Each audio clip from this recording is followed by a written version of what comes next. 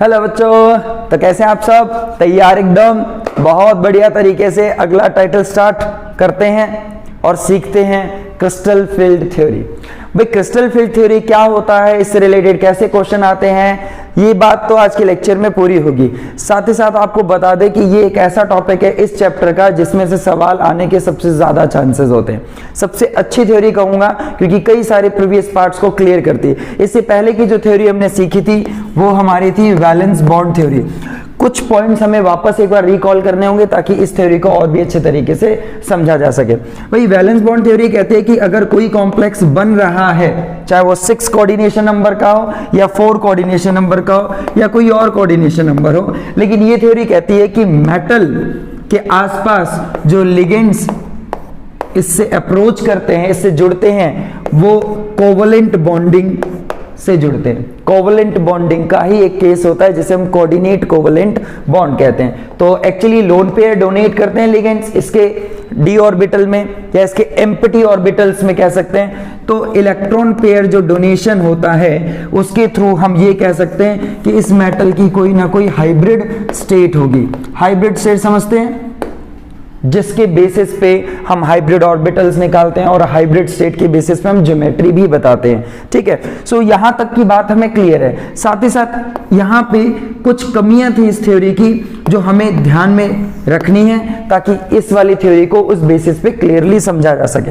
हमने देखा कि जब हम कई बार कॉम्प्लेक्स फॉर्म करते थे और हाइब्रिड स्टेट निकाला करते थे तो उस केस में क्या था कि कई बार कुछ लिगेंड्स ऐसे आते थे, मतलब कुछ लिगेंड्स का नेचर कुछ ऐसा होता था जिसकी वजह से हम इन इलेक्ट्रॉन्स को, जो बाहर वाले इलेक्ट्रॉन्स हुआ करते थे, इनको पेयर करते हैं।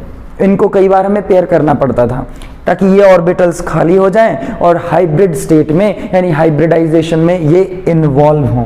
क्लियर? लेकिन इस थ्योरी ने ये बात नहीं जस्टिफाई कर पाई कि कब हम पेयरिंग करवाएंगे और कब पेयरिंग नहीं कराएंगे। ठीक, साथ ही साथ इस थ्योरी ने ये भी नहीं बताया हमें कि भाई जो कंपाउंड्स हैं, जो कोऑर्डिनेट कंपाउंड्स हैं, उनका कुछ रिस्पेक्टिव कलर होता है। कहने का मतलब क्या हुआ कि वो कलर्ड क्यों है, उसका स्पेसिफाइड रीजन नहीं दिया। साथ ही साथ मैग्नेटिज्म यानी मैग्नेटिक मोमेंट की वैल्यू एक्यूरेट कैलकुलेट नहीं की। और लास्ट केस में ये कहूंगा कि स्ट्रॉन्ग और वीक फील्ड, भाई पेयरिंग आपको याद होगा कि ये इलेक्ट्रॉन्स पेयर कब होंगे, जब लिगेंड्स बहुत ज्यादा ताकतवर हो, मतलब जिन्हें कहते हैं स्ट्रॉन्ग फील्ड लिगेंड। ठीक है, तो इस थ्योरी ने यही बात नहीं बताई कि स्ट्रॉन्ग फील्ड लिगेंड क्या होते हैं और वीक फील्ड लिगेंड क्या होते हैं। तो जो भी कमियां रही हैं वो ये वाली थ्योरी क्या करने वाली है, इनको ओवरकम करेगी, बैलेंस करेगी, यानी कि सॉल्व करेगी। तो आइए स्टार्ट करते हैं विदाउट वेस्टिंग आवर टाइम और क्रिस्टल फील्ड थ्योरी सीखते हैं। हाँ, तो स्टार्ट करते हैं। कुछ पोस्टुलेट्स लिखे हुए मैंने कि ये थ्योरी क्या बताती है, तो बहुत मन से देखिएगा और समझिएगा। तो जैसे देखिए, सबसे पहले पोस्टुलेट की बात करें कि ये थ्योरी सबसे पहले क्या बताती है लिगेंड और मेटल के कॉम्बिनेशन के बीच। तो देखो, according to CFT crystal field theory के अकॉर्डिंग अगर देखा जाए सो नेचर ऑफ बॉन्डिंग, भाई नेचर ऑफ बॉन्डिंग किसके बीच, देखिए मेटल और लिगेंड। ठीक है, क्योंकि मेटल और लिगेंड के बीच का जो कॉम्बिनेशन है वही जस्टिफाई करना है अभी हमें। तो यहाँ पे जो नेचर ऑफ बॉन्डिंग है मेटल और लिगेंड का, वो आप क्लियरली ये वर्ड देखिएगा और इन्हीं वर्ड्स की बेसिस पे आप अच्छे से सीखिएगा। तो यहाँ पे अगर कोई कॉम्प्लेक्स बन रहा है, ठीक, सो मेटल और जो लिगेंड की जो बॉन्डिंग का नेचर है वो इस बार मैं डार्क लाइन से नहीं दिखाऊंगा, मैं यहाँ पे सिर्फ डॉट लगाऊंगा। तो वो कैसा नेचर है, आयनिक बताया है। सो पहला ही पॉइंट जो आपके लिए सबसे ज्यादा जरूरी है कि CFT के अकॉर्डिंग मेटल और लिगेंड्स के बीच जो बॉन्डिंग है वो इलेक्ट्रोस्टैटिक यानी आयनिक नेचर की है। तो अब समझ में आता है भाई कैसे कैसे, आयनिक कैसे। तो देखो इन्होंने क्या लिखा है कि नेगेटिवली चार्ज्ड जो लिगेंड हैं, ऐसी लिगेंड्स जिनके ऊपर नेगेटिव चार्ज होता है, ठीक है, so negatively charged ligands are regarded as, इनको क्या माना गया है, इनको माना गया है पॉइंट चार्जेस। ठीक है, जैसे मान लीजिए ये आपकी मेटल है और लिगेंड जो मैं यहाँ पे 6 लिगेंड्स दिखा रहा हूं, तो अब मैं उनको दिखाऊंगा कुछ इस तरीके से। इस थ्योरी की स्टेटमेंट ये पढ़ने के बाद मैं उन्हें पॉइंट नेगेटिव चार्ज से दिखाऊंगा। ठीक है, मतलब पॉइंट चार्जेस हैं एक्चुअली। नेगेटिवली चार्ज लिगेंड्स को हमने क्या लिखा, पॉइंट चार्जेस। हालांकि ऐसा भी तो होता है लिगेंड्स हमेशा न्यूट्रल हो, मतलब लिगेंड्स हमेशा नेगेटिवली चार्ज हो, ऐसा जरूरी नहीं है। मोस्ट ऑफ द केसेस में क्या होता है, वो न्यूट्रल होते हैं। देखो यहाँ पे लिखा हुआ ना कि न्यूट्रल के केस में क्या माना गया, तो अगर लिगेंड आपका कैसा है, न्यूट्रल, तो उसको क्या माना जाएगा, उसको एक डाइपोल की तरह कंसीडर किया जाएगा। क्या, डाइपोल, ठीक है। कुछ इस तरीके से हम उसे क्या मानेंगे, डाइपोल। ये देखिए, सो इस पहली स्टेटमेंट के अकॉर्डिंग, ठीक। साथ ही साथ मैं आपको क्लियर करूं, क्योंकि मेटल यहां पे इलेक्ट्रॉन गेन करता है, भाई ये तो डोनर है, ठीक है, न्यूट्रल है तो पॉइंट, न्यूट्रल अगर है तो पॉइंट डाइपोल की तरह काम करेंगे, और अगर नेगेटिवली चार्ज है तो पॉइंट चार्ज की तरह काम करेंगे। लेकिन जो आपकी मेटल है ये क्या करती है, ये इलेक्ट्रॉन पेयर गेन करती है। किससे, लिगेंड से गेन करती है ना, लिगेंड से इलेक्ट्रॉन पेयर गेन करती है। सो इसको भी इस थ्योरी के अकॉर्डिंग क्या माना जाएगा, पॉइंट पॉजिटिव चार्ज। ये क्या माना जाएगा, पॉइंट पॉजिटिव चार्ज की तरह काम करेगा, क्योंकि इलेक्ट्रॉन लेता है तो जो डोनर है उसको नेगेटिव चार्ज की तरह हम कंसीडर कर रहे हैं, और जो इलेक्ट्रॉन एक्सेप्ट कर रहे हैं उनको हम पॉइंट पॉजिटिव चार्ज की तरह रिपोर्ट कर रहे हैं, रिप्रेजेंट कर रहे हैं। तो अब ये बात तो क्लियर है कि पहले ही पॉइंट से ये बात क्लियर हो जाती है कि valence bond theory metal ligand के बीच के बॉन्डिंग को कोवलेंट बताती है, कोऑर्डिनेट कोवलेंट, ठीक है। और जबकि इस वाली थ्योरी के अकॉर्डिंग मेटल और लिगेंड के बीच की जो अप्रोच है, जो इंटरेक्शन है, वो किस टाइप के हैं भाई, आयनिक है। कैसे हैं, आयनिक। क्लियर ये वाली बात। अब दूसरा पॉइंट देखो, ये कहता है कि अगर हम बात करें फ्री मेटल की, free metal in the sense कि वो लिगेंड से जुड़ा हुआ नहीं है, जैसे यहां पे मैंने Ml6 लिखा हुआ है, तो ये M जो आपका सेंट्रल मेटल है, ये जो आयन है, ये अभी किससे जुड़ा हुआ, अटैच्ड है, ये फ्री स्टेट में अवेलेबल नहीं है। लेकिन ये कहता है कि अगर हम बात करें फ्री यानी आइसोलेटेड, इंडिविजुअल, किसी से अटैच नहीं है, ठीक, मेटल एटम हो या फिर वो आयन हो, उसके अंदर प्रेजेंट जो d ऑर्बिटल्स हैं, क्लियरली देखिएगा, उसके अंदर जो d ऑर्बिटल्स हैं, 5d ऑर्बिटल्स, वो कैसे हैं, उनकी एनर्जी सेम है। उनकी एनर्जी कैसे है, सेम। और सेम एनर्जी वाले ऑर्बिटल्स को हम एक और नाम से जानते हैं, जिन्हें हम डीजेनरेट, क्या बोल सकते हैं, डीजेनरेट ऑर्बिटल्स का नाम भी दे सकते हैं, डीजेनरेट ऑर्बिटल्स। एग्जाम्पल के तौर पे देख लो, जैसे मान लो ये मेटल फ्री स्टेट में अभी किसी से जुड़ा नहीं, ये मेटल हो सकता है या मेटल आयन भी हो सकता है, मे बी +2 +4, कोई भी पर्टिकुलर चार्ज हो सकता है। तो इसके अंदर जो 5 d ऑर्बिटल होते हैं, 5, शायद आप सबको नाम पता होंगे, ठीक है। तो अभी मैं इसमें 5 बॉक्स बना रहा हूं, और ये पांचों बॉक्स जो है यानी कि पांचों ऑर्बिटल, इनकी एनर्जी बिल्कुल एक जैसी है। So all 5 d orbitals are degenerate having same energy। लेकिन ये कौन से केस में है, जब लिगेंड फील्ड ना हो, यानी उस मेटल से, यानी उस मेटल आयन से लिगेंड से जुड़े ना हो, ये केस तब का होगा, ठीक है। अब यही से कहानी आगे बढ़ती है, और इस चीज को आगे समझना, क्योंकि ये वाला केस तो नहीं होगा ना, क्योंकि कोऑर्डिनेट कंपाउंड अगर बन रहा है तो इनसे लिगेंड्स आके जुड़ेंगे, और जब लिगेंड्स इलेक्ट्रॉन्स लेकर के आएंगे जो कि पॉइंट नेगेटिव चार्जेस हैं या पॉइंट डाइपोल की तरह काम कर रहे हैं, तो फिर तो कुछ हलचल मचने वाली है इस मेटल के साथ। तो देखते हैं कि वो हलचल क्या है। देखते हैं थर्ड पॉइंट में क्या लिखा हुआ है, कुछ देखो। When ligands approach the metal, जैसे जैसे लिगेंड्स मेटल के साथ कोऑर्डिनेट करने आएंगे, मेटल को घेरते हैं, अप्रोच करते हैं, तो होगा क्या, मेटल एटम अगर वो न्यूट्रल स्टेट में है या वो आयन, ठीक है, क्या होगा ऐसे केस में, रिपल्शन विल अराइजेस। सीधी सी बात, देखिए मेटल अप्रोच कर रहे हैं, सॉरी लिगेंड्स अप्रोच कर रहे हैं किसको, मेटल एटम और आयन को, तो हुआ क्या, रिपल्शंस फील होने लगे। भाई किसको रिपल्शंस फील हो रहे हैं, देखो रिपल्शंस विल अराइज बिटवीन, किसके साथ, electrons present in D orbital, यानी मेटल एटम और आयन के अंदर जो इलेक्ट्रॉन उनके डी ऑर्बिटल में पहले से प्रेजेंट है, उनके बीच, ठीक है, और जो इलेक्ट्रॉन पेयर आ रहे हैं, कहां से आ रहे हैं, जो लिगेंड्स लेके आ रहे हैं, तो उन दोनों के बीच रिपल्शन चालू हो जाएगा, और इस रिपल्शन की वजह से आपके डी ऑर्बिटल जो पहले सेम एनर्जी के थे, इंडिविजुअल आइसोलेटेड स्टेट में, फ्री स्टेट में, अब वो पहले से ज्यादा एनर्जी लेवल में आ जाएगी। जो भी इनकी एनर्जी थी अर्लियर केस में पांचों की, अब इनकी एनर्जी थोड़ी बढ़ जाएगी। और बढ़ने का कारण कौन है, देख के बताओ, बढ़ने का कारण कौन है, ये रिपल्शन। तो रिपल्शन किस वजह से हुए, एक बार फिर से रिपीट करता हूं, रिपल्शन हो रहे हैं किन के बीच, जो डी ऑर्बिटल के अंदर जो इलेक्ट्रॉन, मेटल एटम और आयन के प्रेजेंट है, और वो इलेक्ट्रॉन जो लिगेंड लेके आ रहा है डोनेट करने के लिए, कोऑर्डिनेट करने के लिए। तो यहां पे क्या हुआ, जब फ्री स्टेट का मैं फोटो बनाऊंगा, यानी फ्री स्टेट का जो डायग्राम बनाऊंगा, ये रहा आपका, यानी कि ये रहे D orbitals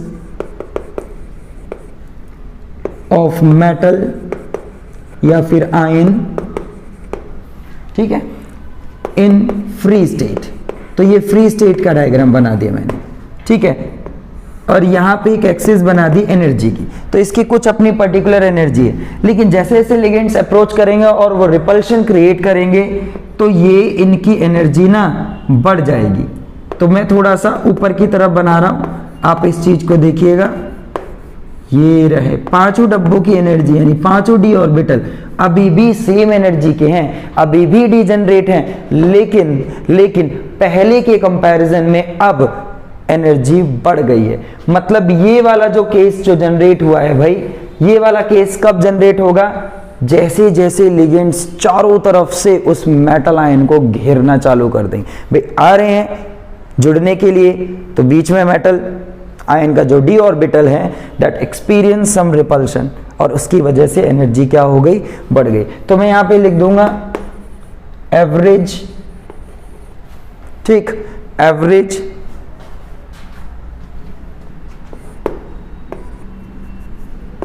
energy of D orbitals in spherical field, spherical ligand field. तो कौन सी फील्ड आ रही है भाई, लिगेंड फील्ड आ रही है, जिसकी वजह से आपके पांचों डी ऑर्बिटल्स की एनर्जी राइज हो गई। तो फटाफट इन पॉइंट्स को पहले तो क्लियरली लिखो, क्योंकि हर एक पॉइंट जो आपने अभी सीखा है वो क्लियरली समझाता है, और इन्हीं पॉइंट्स के बेसिस पे आगे कुछ सीखने वाले हैं, ईजी, T2G, कैसे इलेक्ट्रॉन भरना है, क्या कुछ। तो फटाफट नोट करो। हाँ, तो अब चलते हैं कुछ और पोस्टुलेट्स पे। जैसे कि आपके सामने नेक्स्ट पोस्टुलेट जो स्टेटमेंट लिखी है वो देखो क्या कहती है। अगर हम इस स्टेटमेंट को बहुत ध्यान से पढ़े तो लिखा हुआ है कि जैसा कि हम जानते हैं कि D orbitals have different orientation. जैसे अभी पीछे पार्ट में हमने क्या देखा कि भाई जैसे जैसे लिगेंड्स अप्रोच कर रहे हैं तो पांचों डी ऑर्बिटल है उनकी एनर्जी बढ़ गई, ठीक, क्योंकि अभी ये क्लियर नहीं हुआ कि लिगेंड्स की डायरेक्शन क्या है। लिगेंड्स आ रहे हैं, अभी थोड़ी दूरी पे हैं, मेटल को चारों तरफ से घेर रखा है, ठीक है, तो वो जैसे जैसे अप्रोच कर रहे हैं तो मेटल के पांचों डी ऑर्बिटल की एनर्जी इंक्रीज हो गई, ठीक है, जो अभी हमने पीछे देखा। लेकिन यहाँ पे क्या लिखा हुआ है कि जैसा कि हम जानते हैं कि मेटल के जो 5 डी ऑर्बिटल होते हैं, शायद आपको नाम याद होंगे और उनकी शेप भी याद होगी। मेटल के जो 5 डी ऑर्बिटल्स हैं उनकी ओरिएंटेशन, उनकी अरेंजमेंट अलग अलग होते हैं, और इसी वजह से अलग अलग डी ऑर्बिटल जो हैं वो डिफरेंट रिपल्शन फील करते हैं। अलग अलग डी ऑर्बिटल कैसे, इस चीज को समझते हैं एक बार। जैसे कि अगर नॉर्मली मैं सबसे पहले डी ऑर्बिटल्स के बारे में बताऊं तो डी ऑर्बिटल हमने XY, YZ और ZX ये 3 पढ़े होंगे। इसके बाद हमने DX² -Y² और DZ² ये हमने टोटल 5 डी ऑर्बिटल पढ़े हुए हैं। तो अब जब आपको इनकी शेप का थोड़ा सा आइडिया अगर हो तो कुछ क्या था, ये वो ऑर्बिटल्स थे जिनके लोब्स बिटवीन द एक्सिस बने हुए थे। ऐसा कुछ याद आया आपको? ऐसे कुछ फूल पत्ती वाले डायग्राम बनाए थे आपने, बिल्कुल 11वीं क्लास में बनाए थे ना, ठीक है। इनके प्लेन अलग अलग हैं, कोई XY प्लेन में है, कोई YZ प्लेन में है, कोई ZX, लेकिन सभी में एक कॉमन पार्ट है कि बिटवीन द एक्सिस इनकी इलेक्ट्रॉन डेंसिटी लोब्स जो होते हैं वो बिटवीन द एक्सिस होते हैं। जबकि अगर यहाँ पे बात करें तो इस वाले केस में आपको जरूर याद होगा कि इनकी जो इलेक्ट्रॉन डेंसिटी है, जो इलेक्ट्रॉन क्लाउड होता है, ये अलोंग द एक्सिस होता है। और ऐसे ही लास्ट वाला जो कि कुछ बढ़िया तरीके से आपने बनाया होगा और आपने सीखा होगा, Z एक्सिस के अलोंग था, मतलब ये दोनों अलोंग द एक्सिस हैं, और जबकि बाकी ये 3 क्या थे, बिटवीन द एक्सिस इनके लोब्स थे। तो ये बात क्लियर हो गई है कि पांचों डी ऑर्बिटल्स की जो एनर्जी है स्फेरिकल फील्ड में अभी तो एक जैसी थी, क्योंकि ये डिसाइड नहीं हुआ था कि लिगेंड कहां से आ रहा है, अलोंग द एक्सिस आ रहा है या बिटवीन द एक्सिस अप्रोच कर रहा है। तो अब ये जरूर कहा जा सकता है जैसे ही डायरेक्शन लिगेंड की क्लियर हो जाएगी कि भाई उसकी डायरेक्शन क्या है, कहां से वो अप्रोच कर रहा है मेटल आयन को, किस साइड से, अगर ये डायरेक्शन क्लियर हो जाएगी तो उस केस में हम ये कह सकते हैं कि सर जो मेटल के जो 5 d ऑर्बिटल हैं उन पांचों में से कुछ की एनर्जी अलग होगी और कुछ की एनर्जी अलग होगी। ठीक है, तो भी ध्यान से देखेंगे, अगले पॉइंट्स में ये बात क्लियर होगी। तो अभी हमने ये जो डायरेक्शन है, जैसे मैंने डायरेक्शन बनाई, ये क्लियर नहीं है। अभी ये कहा जा सकता है कि ये एरोज को सर जी हटा दीजिए। अभी ये मान लीजिए लिगेंड फील्ड ने चारों तरफ से घेर लिया है, ये मान लो गोला सा जो है वो ये लिगेंड फील्ड है। तो ये मेटल डिसाइड नहीं कर पा रहा है कि वो लिगेंड की पर्टिकुलर डायरेक्शन क्या है, कि वो अलोंग द एक्सिस आ रहे हैं या बिटवीन द एक्सिस आ रहे हैं। तो इनके फ्री स्टेट के कंपैरिजन में यहां ऐसे वाले केस में एनर्जी इसीलिए हमने क्या कर दी, पांचों की एक साथ एवरेज बढ़ाई है। ठीक है, उसके बाद देखते हैं कि क्या कुछ होने वाला है। तो नेक्स्ट पॉइंट पे देखो, नेक्स्ट पॉइंट क्या कहता है कि orbitals that are located in the direction. बहुत अच्छी बात है, ध्यान से देखो, ऐसे ऑर्बिटल्स जो कहां जिनकी लोकेशन है, डायरेक्शन ऑफ अप्रोचिंग लिगेंड्स। मान लीजिए कि ऑर्बिटल इस डायरेक्शन में, सामने वाली डायरेक्शन में, और उधर से ही लिगेंड अप्रोच कर रहा है सेम डायरेक्शन में, तो ऐसे केस में उस ऑर्बिटल को बहुत ज्यादा रिपल्शन फील करना होगा। बात समझ रहे हैं? तो लिखा हुआ है कि orbitals that are located in the direction of approaching ligand will experience, या लिख सकते हैं will be raised to higher energy level. क्यों? क्योंकि भाई ज्यादा एनर्जी एक्सपीरियंस हो गया, रिपल्शन है ना, रिपल्शन ज्यादा लगेगा, इसीलिए ज्यादा एनर्जी एक्सपीरियंस कर रहे हैं और हाई एनर्जी लेवल में चले जाएंगे। एज कंपेयर टू उन ऑर्बिटल्स की बात हो रही है जो उस लिगेंड के अप्रोच से थोड़ा दूर हैं। ठीक है, जैसे एक ऑर्बिटल आपकी तरफ से है इधर से, और एक ये वाला लिगेंड यहां से आ रहा है, तो इन दोनों में से, सामने वाले में और इसमें जो लेफ्ट साइड में, तो ज्यादा एनर्जी किसकी बढ़ेगी, इसकी, क्योंकि रिपल्शन इसको ज्यादा मिलेगा एज कंपेयर टू जो फ्रंट में है। ठीक है, जो इस साइड में प्रेजेंट है।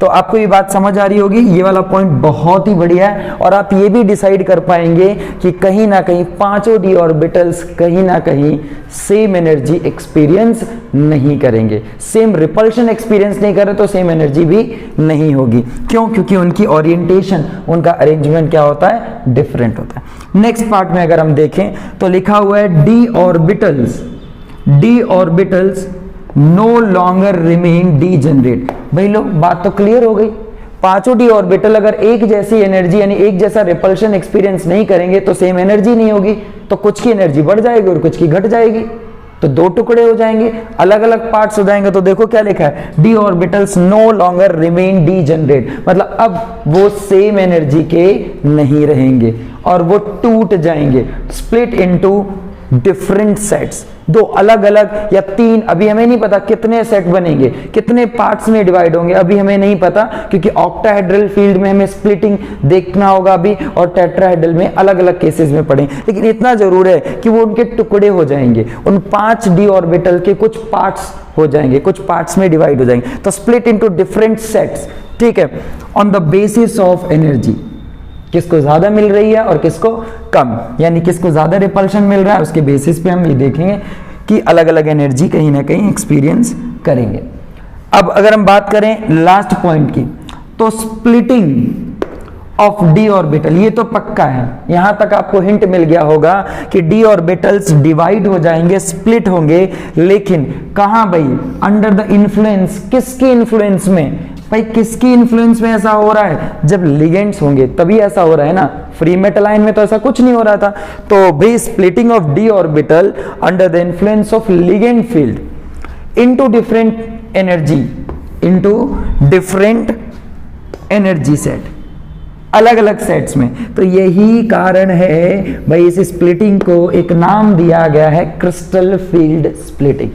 ठीक है, यहां तक पॉइंट समझ आए सभी को कि भाई लिगेंड्स की वजह से, लिगेंड्स के आने की वजह से जो हमारे डी ऑर्बिटल अलग अलग एनर्जी सेट में क्या हो गए हैं, डिवाइड हो गए, टुकड़े हो चुके हैं। अभी जैसे हमें नहीं पता कितने टुकड़े होंगे, लेकिन अगर हम कहें कि 5 डी ऑर्बिटल थे, लेट से मान के चलें, तो कुछ ऊपर में चले जाएंगे जिनकी हायर एनर्जी होगी, कुछ नीचे चले जाएंगे या जिनकी लोअर एनर्जी होगी, तो टुकड़े होंगे। इसकी क्या हो जाए, स्प्लिटिंग हो जाएगी। और वो स्प्लिटिंग किसकी प्रेजेंस में हुई है, लिगेंड फील्ड की प्रेजेंस में। ठीक है, तो यहां तक सीखा। अब इन्हीं पॉइंट्स के बाद हम डिस्कस करने वाले हैं सर किनकी एनर्जी बढ़ेगी और किनकी घटेगी। ऑक्टाहेड्रल फील्ड में ये स्प्लिटिंग कैसे दिखाते हैं, टेट्राहेड्रल फील्ड में ये स्प्लिटिंग कैसे दिखाते हैं, यही तो सीखना है। तो सभी पॉइंट्स अच्छे से पहले तो लिखो, हर एक पॉइंट ने आपको क्या समझाया, क्या बताया। और अब स्टार्ट करते हैं कि ऑक्टाहेड्रल फील्ड में स्प्लिटिंग का क्या पैटर्न रहने वाला है। तो चलो जल्दी से नोट कर लो। तैयार सब लोग ऑक्टाहेड्रल में स्प्लिटिंग सीखने के लिए। स्प्लिटिंग ऑफ डी ऑर्बिटल देखो, सबसे पहले टाइटल है crystal field splitting in octahedral field. Octahedral field का मतलब होता है कि जो हमारा मेटल होगा उसका कोऑर्डिनेशन नंबर कितना होने वाला है, 6 कोऑर्डिनेशन नंबर होगा। 6 साइड से कहीं ना कहीं मेटल को लिगेंड क्या करेंगे, अप्रोच करेंगे। तो अब देखो ध्यान से, यहाँ पे लिखा हुआ कि ऑक्टाहेड्रल फील्ड की अगर बात की जाए, ऑक्टाहेड्रल फील्ड की अगर बात की जाए तो लिगेंड्स जो है वो कहां से अप्रोच कर रहे हैं मेटल को। ध्यान से देखो, लिगेंड्स कहां से approaches the metal along the axis. ये तो बहुत क्लियर है, मतलब अलोंग द एक्सिस का मतलब हुआ कि अगर हम बात करें तो अगर एक लिगेंड एक्स साइड से आ रहा है तो दूसरा लिगेंड कहां से अप्रोच करेगा, -x साइड से। एक अगर वाई से आ रहा है तो दूसरा कहां से आएगा भाई, -y से। एक जेड से आ रहा है तो अगला कहां से आएगा फिर, ठीक है, -z से। तो ये 6 डायरेक्शन है जहां से मेटल को लिगेंड अप्रोच कर रहा है। तो यहाँ पे एक बहुत बढ़िया सा डायग्राम बना करके आपको समझाते हैं। ठीक, जैसे इसी तरीके से यहाँ पे लिखते हैं, ये रहा, मान लो ये x है, ये -x है, ये y है, ये -y है, ये z है, ये -z। ये डायरेक्शंस बना दी हमने क्लियरली। और इन्हीं डायरेक्शन से लिगेंड्स क्या कर रहा है, इस मेटल को अप्रोच कर रहा है। क्लियर। अब बात ये आ जाती है कि ऐसे डी ऑर्बिटल जो बिल्कुल लिगेंड की डायरेक्शन में आ रहे हैं, मतलब ऐसे ऑर्बिटल्स जिनके लोब्स इन एक्सिस के अलोंग प्रेजेंट हैं, उनको सबसे ज्यादा रिपल्शन झेलना पड़ेगा, सबसे ज्यादा रिपल्शन फील होगा, जिसकी वजह से उनकी एनर्जी बढ़ जाएगी। तो अब याद करो एक बार, किन किन डी ऑर्बिटल्स के लोब्स XY, YZ, ZX, क्या इनके लोब्स, क्या इनकी लोकेशन अलोंग द एक्सिस है? तो नहीं, इनके लोब्स अभी हमने देखे अलोंग द एक्सिस नहीं थे, तो मतलब ये ज्यादा रिपल्शन एक्सपीरियंस नहीं करेंगे।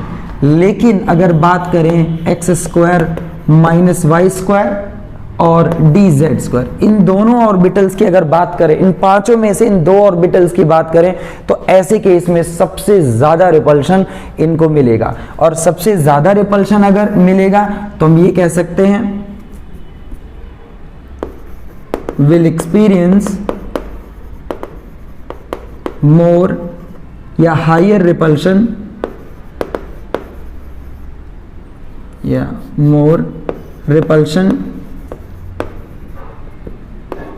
as compared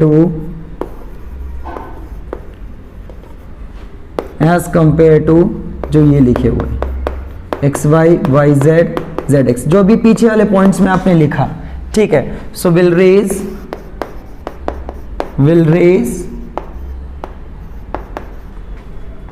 raise to higher energy level, तो इनकी एनर्जी उनके कंपैरिजन में बढ़ जाएगी। तो स्प्लिटिंग पैटर्न बना के दिखाता हूं। सबसे पहले देखो स्प्लिटिंग पैटर्न बनाना कैसे, आपको ध्यान से देखिए भाई। सबसे पहले मैं यहां पे 5 डब्बे आपके सामने बनाने वाला हूं, 5 डब्बे। तो ये आपका फ्री मेटल, आयन या फिर एटम। तो ये जो 5 डी ऑर्बिटल हैं, इनकी एनर्जी अभी सबकी सेम है। ठीक है, क्योंकि अभी ये लिगेंड फील्ड में नहीं है, या आइसोलेटेड भी तो बोल सकते हैं ना, आइसोलेटेड फॉर्म में, कि अभी कोई लिगेंड फील्ड के साथ घिरा हुआ नहीं है, कोई लिगेंड फील्ड नहीं है, तो ये सभी पांचों डी ऑर्बिटल की एनर्जी बिल्कुल एक है। अब जैसे जैसे लिगेंड्स आने लगे, अप्रोच करने लगे, तो इन पांचों डी ऑर्बिटल्स की एनर्जी क्या हो गई, बढ़ गई। अभी अप्रोच कर रहे हैं, अभी बॉन्ड नहीं बना, अभी डायरेक्शन क्लियर नहीं हुई है कि लिगेंड किस डायरेक्शन से आ रहे हैं, लेकिन ये वाला पार्ट अभी पीछे आपने देख लिया था। तो ये पांचों डी ऑर्बिटल की एनर्जी रेज हो गई।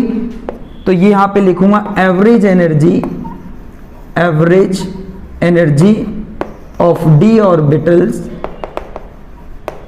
Average energy of D orbitals in spherical ligand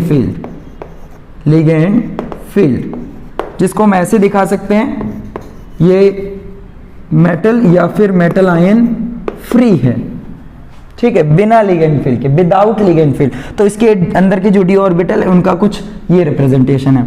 अब हुआ ये कि इसी मेटल आयन या फिर मेटल एटम के आजू बाजू यानी आसपास ऐसे लिगेंड्स आ रहे हैं, फिर मैं बता रहा हूं, लेकिन क्लियर नहीं है कि डायरेक्शन क्या है, तो फील्ड घेर लिया, तो इनके लेवल की एनर्जी एवरेज बढ़ेगी, ठीक है। ऐसा नहीं है कि किसी की ज्यादा और किसी की कम, वो कब होगा, जब डिसाइड हो जाएगा कि डायरेक्शन क्या है, लिगेंड कौन से साइड से आ रहा है, तो जो कि अब पता लग चुका है। सो ऑक्टाहेड्रल फील्ड में लिगेंड कहां से आ रहा है, एक्सिस की तरफ से। तो अब ये हुआ कि इन पांच में से इन दो की एनर्जी बढ़ेगी, तो हम क्या लिखेंगे, देखो यहां से आपको दो लेवल तो दिखाने हैं भाई ऊपर, ये मैंने लिख दिए दो लेवल ऊपर, और ऐसे ही आपको यहाँ पे मतलब तीन को नीचे रिप्रेजेंट करना है, ठीक है। आप देख पा रहे हैं, तीन को नीचे रिप्रेजेंट किया है हमने और दो को ऊपर रिप्रेजेंट किया। तो पांच जो डी ऑर्बिटल थे जो पहले डीजेनरेट थे, इस केस में भी सेम एनर्जी थी, इस केस में भी सेम एनर्जी थी, लेकिन अब एनर्जी बदल गई है। कुछ का इस रेफरेंस लाइन से अगर हम देखें तो कुछ की एनर्जी बढ़ गई है, और तीन जो हैं जिन्होंने कम रिपल्शन एक्सपीरियंस किया है, ठीक है, उनकी एनर्जी डाउन हो गई है। क्लियर। तो अब यहां पे देखा जाए तो ऊपर वाले केस में जो ऑर्बिटल गए हैं वो कौन से हैं, d x square minus y square और डी जेड स्क्वायर। दोनों को एक साथ एक नाम दिया गया है, दोनों को एक साथ एक नाम दिया गया है, इन्हें बोलेंगे ईजी ऑर्बिटल। ये एक सेट ऑर्बिटल है जो दो ऑर्बिटल से बना है, यहाँ पे तीन है, ये अगला सेट ऑफ ऑर्बिटल जो तीन ऑर्बिटल से बना है, और इनको बोला जाता है T2G। तो एक सेट T2G ऑर्बिटल का और दूसरा सेट है EG ऑर्बिटल का। साथ ही साथ इनके बीच का जो ये गैप है भाई, ये जो एनर्जी गैप है, ये दोनों सेट के बीच जो एनर्जी गैप है, अगर फील्ड कौन सी है, ऑक्टाहेड्रल, तो इसको डेल्टा O से हम रिप्रेजेंट करते हैं। ये गैप की बात कर रहा हूं, energy difference between two set of orbitals, two set of orbitals के बीच जो एनर्जी गैप है, इसको हम लिखेंगे डेल्टा O। अभी इसको क्लियर करेंगे कि डेल्टा O का मतलब ऑक्टाहेड्रल, डेल्टा यहाँ पे स्प्लिटिंग एनर्जी को रिप्रेजेंट कर रहा है। साथ ही साथ यहाँ पे लिख देते हैं ताकि ये कंफ्यूजन क्लियर हो जाए। डेल्टा O क्या है, क्रिस्टल फील्ड, ये वाला केस अलग है, ठीक है, crystal field splitting energy, crystal field splitting energy, या फिर इसे क्रिस्टल फील्ड स्टेबलाइजिंग एनर्जी भी कहते हैं, CFSE, ठीक है। तो ये CFSE क्या है, दो set orbitals after splitting of D orbital के जो दो सेट है उनके बीच का एनर्जी गैप होता है, ठीक। अच्छा, अब एक और चीज, ये जो लाइन है, ये रेफरेंस लाइन जो आपको दिख रही है, इससे जो एनर्जी रेज हुई है, जो बढ़ी है, वो 3/5 है इस टोटल गैप का। इस टोटल एनर्जी का 3/5 बढ़ता है और 2/5 जो है वो इसका घटता है। आपको ध्यान रखना होगा कि इन दो की एनर्जी जो बढ़ी है, इस टोटल का 3/5 रेज हुई है और इस टोटल का 2/5 क्या हुआ है, डिक्रीज हुई है, फॉल हुई है, क्योंकि इनमें लेस रिपल्शन था और इनमें क्या था, ज्यादा रिपल्शन, ठीक है। तो इस तरीके से दो पार्ट्स में ये डिवाइड हुआ। तो ये वाला जो केस है, ये वाला जो केस है स्प्लिटिंग का आपको देखने को मिल रहा है, ये कब देखने को मिला, ये केस कब देखने को मिल रहा है भाई, in presence of ligand field. ठीक है, मतलब जब लिगेंड की डायरेक्शन डिसाइड हो गई तब ये पैटर्न। तो जो आपके सामने ये पूरा केस नजर आया अभी आपको जो बोर्ड पे, ये जो यहाँ पे फोटो दिख रही है यहां से लेकर के ये, इसको कहते हैं स्प्लिटिंग ऑक्टाहेड्रल फील्ड में, स्प्लिटिंग ऑफ डी ऑर्बिटल। तो वही चीज है यहाँ पे crystal field splitting in octahedral field. सबसे पहले इसे बहुत अच्छे से नोट करते हैं और इन्हीं चीजों को समझते हैं कि आगे कैसे ही हमें और भी अच्छे तरीके से क्वेश्चन कराने में हमारी मदद करेंगे। साथ ही साथ देखते हैं कि ये जो गैप है इन दोनों के बीच का, जो गैप आप देख पा रहे हैं, ये गैप कब ज्यादा होगा और ये कब कम होगा। मतलब इसकी जो मैग्नीट्यूड है क्रिस्टल फील्ड स्प्लिटिंग का, स्प्लिटिंग एनर्जी का जो मैग्नीट्यूड है, कब कम होगा और कब ये ज्यादा होगा, इस पे भी बात करते हैं। तो सबसे पहले इसे नोट कर लें बहुत अच्छे तरीके से। चलिए तो स्टार्ट करते हैं। एक छोटी सी डेफिनेशन जो भी आपको मैंने बताई थी बट रिटन में लिख दी ताकि आप लोग अच्छे से नोट्स बना पाए। So splitting crystal field splitting energy क्या था, वो डिफरेंस था। देखो क्या किस चीज का डिफरेंस था, डिफरेंस ऑफ एनर्जीज, है ना, between the two sets of orbital.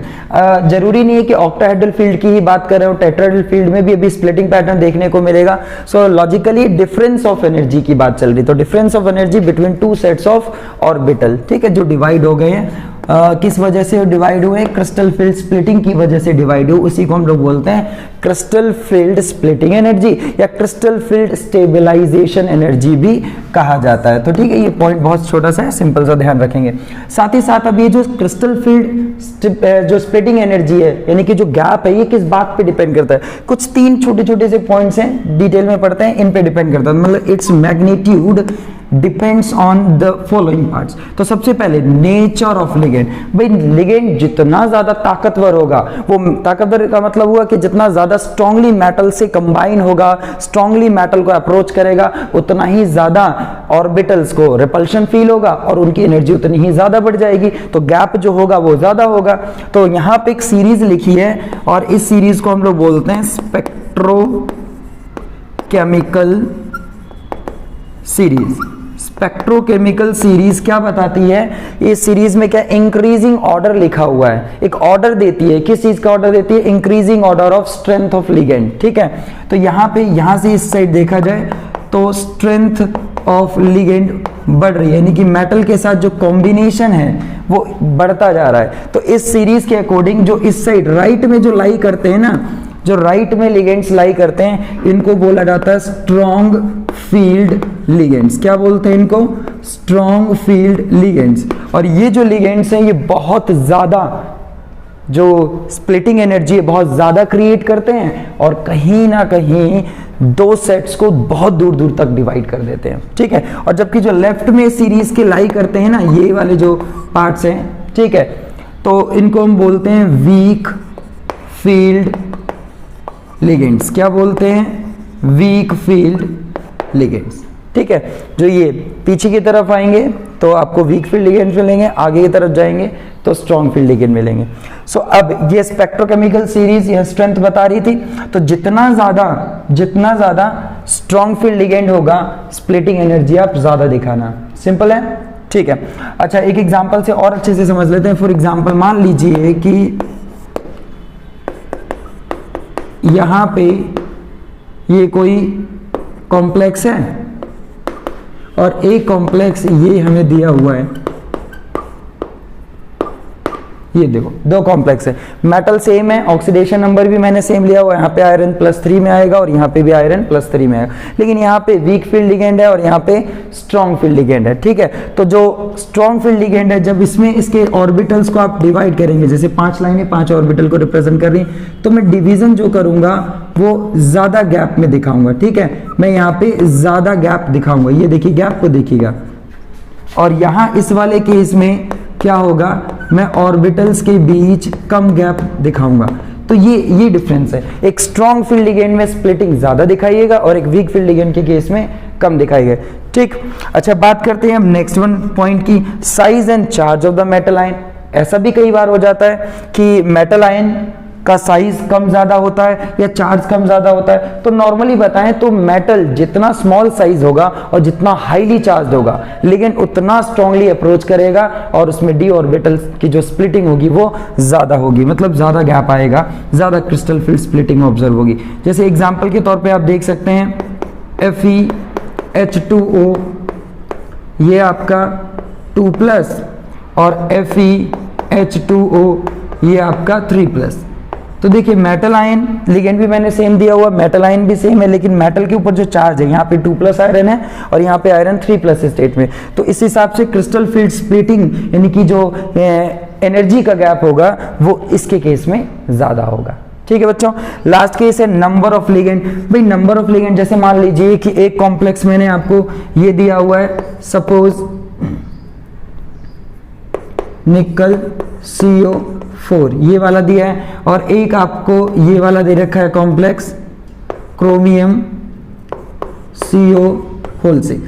ये देखिए दोनों, ठीक। सो इन दोनों कॉम्प्लेक्सेस की बात करें तो यहाँ पे 4 लिगेंड्स हैं और यहाँ पे 6 लिगेंड्स हैं। तो नॉर्मली यहाँ पे जितने ज्यादा लिगेंड्स होंगे स्प्लिटिंग एनर्जी उतनी ही ज्यादा होगी, है ना। So larger the number of ligands more will be the CFSE। larger the number of ligands more will be the CFSE। इस बात को समझ रहे हैं? तो जल्दी से अच्छे से पॉइंट नोट डाउन कर लें। और अब हम कैलकुलेट करते हैं क्रिस्टल फील्ड स्प्लिटिंग एनर्जी या स्टेबलाइजेशन एनर्जी कैसे कैलकुलेट करते हैं वो सीखते हैं। साथ ही साथ इलेक्ट्रॉनिक कॉन्फ़िगरेशन जो सबसे ज्यादा पूछा था, और इलेक्ट्रॉनिक कॉन्फ़िगरेशन भी सीखते हैं। तो कई सारी चीजें अब आपको बहुत अच्छे से सीखने को मिलेंगी। फटाफट आप नोट कर लें और आगे चलते हैं फिर।